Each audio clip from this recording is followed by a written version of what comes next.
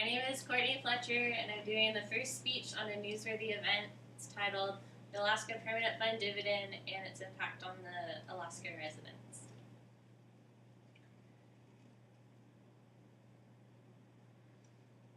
How cool would it be for you to get a check in the mail for $1,884?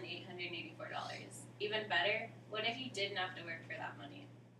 According to Sean Dugan of the Alaska Dispatch News on September 17th of this year, over 641,000 residents are expected to receive this amount in their permanent fund checks this year, which will be mailed in October. Contributions to the permanent fund dividend are generated through a portion of the state's oil revenue.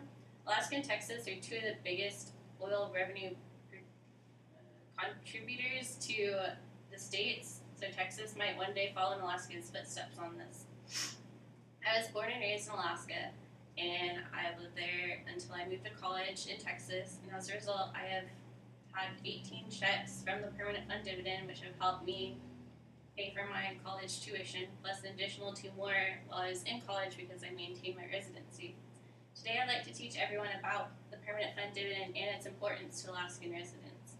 We'll cover how the fund came into existence, rules for eligibility on getting the fund, and different ways that residents can spend this money. To start, let's begin with the birth of the permanent fund dividend.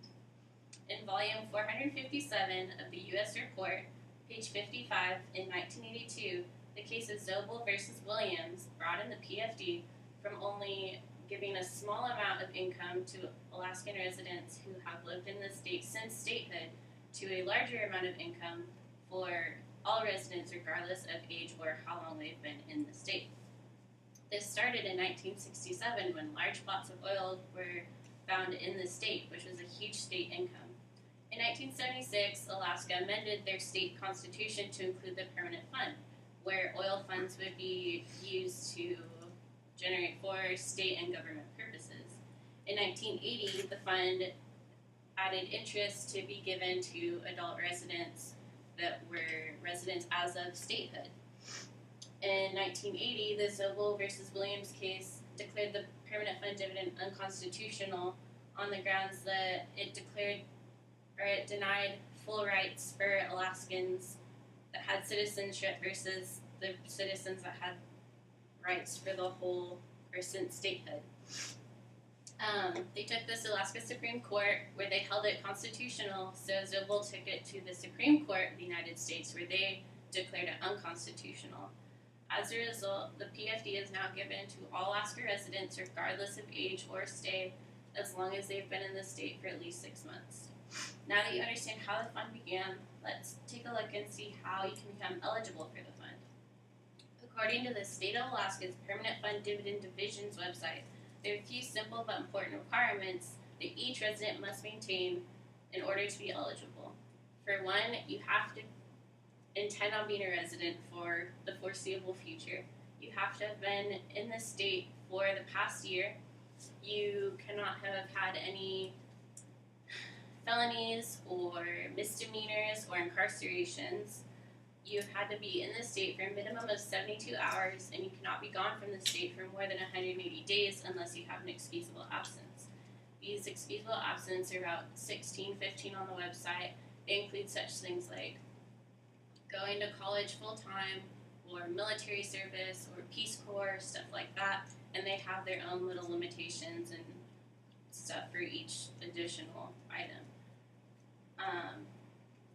In the state's fraud section of the PFD website, any incorrect or forged information will cause an investigation for fraud. If you are found to be fraudulent on your application, you'll have all of your PFD checks from all the previous years taken away.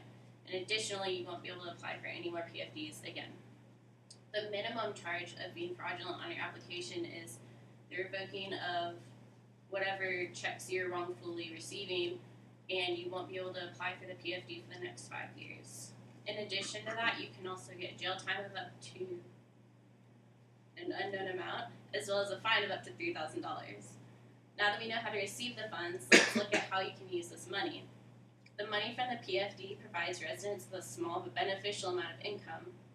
Some use it as fund money so they can use it to go Black Friday shopping and get Christmas presents, or go on family vacations, or put a down payment on a car. Some use this as a living expense, you know.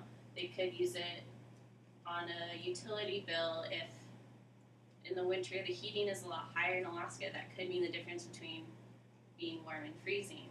The cost of living in Alaska in general is a lot higher than it is in the lower 48. In remote Alaska villages, the natives don't have money and paychecks. They live subsistence fishing and hunting wise, so they live off the land and they trade with each other. They don't have income like we do. My parents saved my PFD checks to pay for my college. A new option is to donate to a nonprofit charity on your application. It's called the Pick Click Give, and it was started in 2009. According to the state's PFD website, 2014 was a record year in which 511 organizations received over 44,000 donations, totaling more than $2.8 million.